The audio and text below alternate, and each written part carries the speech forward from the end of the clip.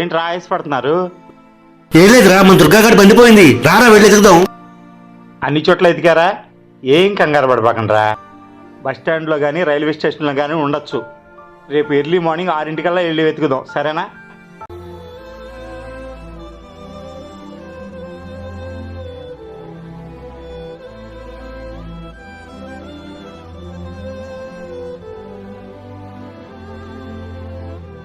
రే దుర్గా, నీ బండిరా, రారా.